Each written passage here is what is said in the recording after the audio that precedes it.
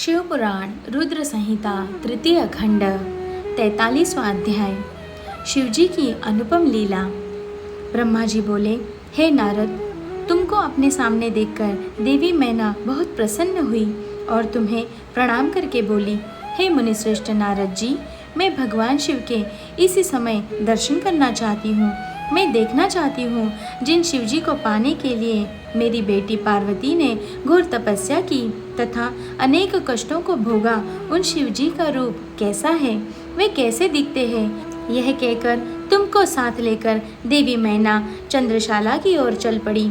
इधर भगवान शिव भी मैना के इस अभिमान को समझ गए और मुझसे वो विष्णु जी से बोले कि तुम सब देवताओं को अपने साथ लेकर गिरिराज हिमालय के घर पहुँचो। मैं भी अपने गणों के साथ पीछे पीछे आ रहा हूँ। भगवान विष्णु ने इसे भगवान शिव की आज्ञा माना और सब देवताओं को बुलाकर उनकी आज्ञा का पालन करते हुए शैलराज के घर की ओर प्रस्थान किया। देवी मैना तुम्हारे साथ अपने भवन से सबसे ऊंचे स्थान पर जाकर खड़ी हो गई। तब देवताओं की सजी सजाई सेना देखकर मैना बहुत प्रसन्न हुई। बारात में सबसे आगे सुंदर वस्त्रों एवं आभूषणों से सजे हुए गंधर्वगण अपने वाहनों पर सवार होकर बाजे बजाते और नृत्य करते हुए आ रहे थे। इनके गण अपने हाथों में ध्वज की पताका लेकर उसे फहरा रहे थे। साथ में स्वर्ग की सुंदर अप्सराएं मुग्ध होकर नृत्य कर रही थी। उनके पीछे वसु आ रहे थे। फिर मणिग्रीवादी यक्ष, यमराज, निवृत्ति, वरुण, वायु, कुबेर, ईशान, देवराज इंद्र, चंद्रमा, सूर्य, भृगु आदि देव व मुनीश्वर एक से एक सुंदर और मनोहारी रूप के स्वामी थे और सर्वगुण संपन्न जान पड़ते थे।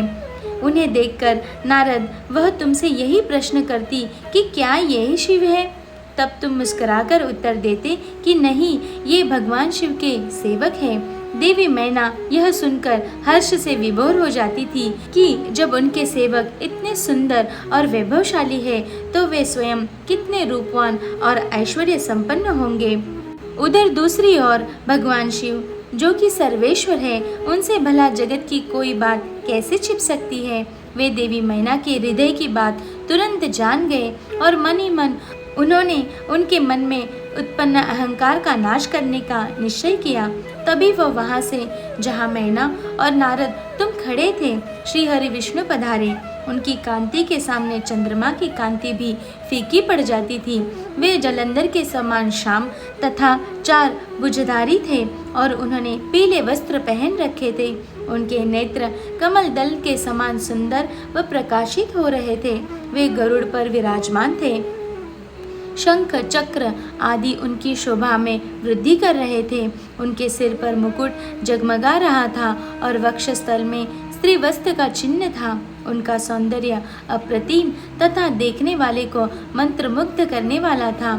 उन्हें देखकर देवी मैना के हर्ष की कोई सीमा न रही और वे तुमसे बोली कि जरूर ये ही मेरे पार्वती के पति भगवान शिव होंगे। नारद जी, देवी मैना के वचनों को सुनकर आप मुस्कुराए और उनसे बोले कि देवी, ये आपकी पुत्री पार्वती के होने वाले पति भगवान शिव नहीं बल्कि क्षीर सागर के स्वामी और जगत के पालक श्री हरि विष्णु हैं। ये भगवान शिव के प्रिय है और उनके कार्यों के अधिकारी भी हैं।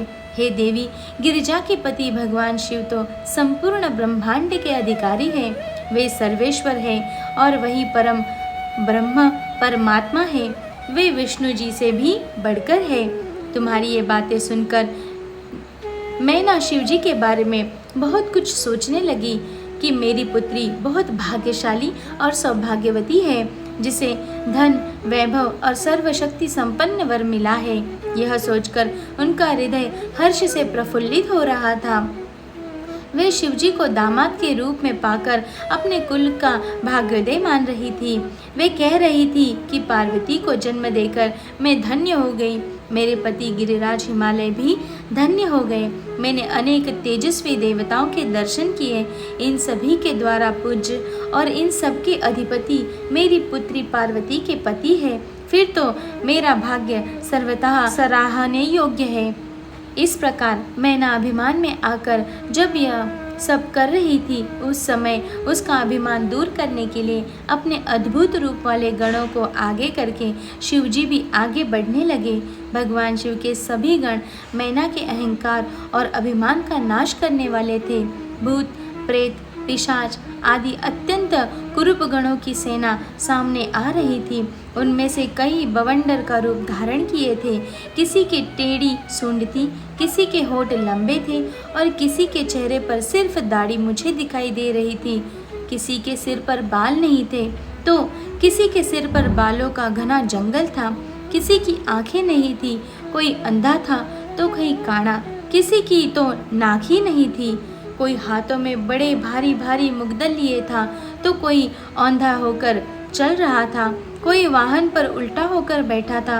उनमें कितने ही लंगड़े थे, किसी ने दंड और पाश ले रखे थे। सभी शिवगण अत्यंत कुरूप और विकराल दिखाई देते थे। कोई सिंह बजा रहा था, कोई डमरू तो कोई गोमुख को बजाता हुआ आगे बढ़ रहा था। उनमें किसी का सिर नहीं था तो किसी का धड़ का पता नहीं चल रहा था, तो किसी के अनेकों मुख थे, किसी के चेहरे पर अनगिनत आंखें लगी थी तो किसी के अनेकों पैर थे, किसी के हाथ नहीं थे तो किसी के अनेकों कान थे, तो किसी के अनेकों सिर थे। सभी शिवगणों ने अचंभित करने वाली वेशभूषा धारण कर रखी थी। कोई आकार में बहुत बड़ा था तो कोई बहुत छोटा था। वे देखने में बहुत ही भयंकर लग रहे थे। उनकी लंबी चौड़ी विशाल सेना मदमस्त होकर नाचते गाते हुए आगे बढ़ रही थी। तभी तुमने उंगली के इशारे से शिवगणों को दिखाते हुए देवी मैना से कहा, देवी पहले आप भगवान शिव के गणों को देख ले, तत्पश्चात महादेव जी के दर्शन करना। भूत प्रेतों की इतनी बड़ी सेना को देखकर देवी मैना भय से कांपने लगी।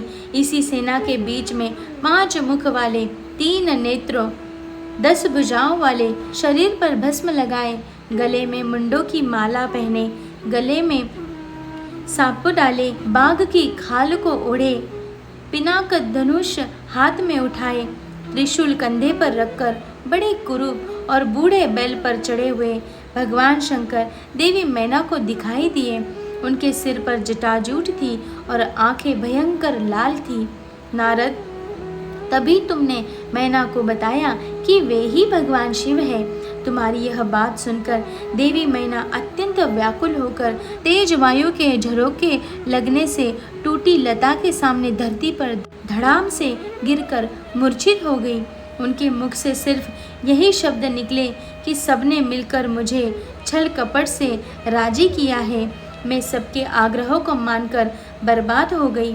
मैना के इस प्रकार बेहोश हो जाने पर उनकी अनेकों दासियां वहां भागती हुई आ गई।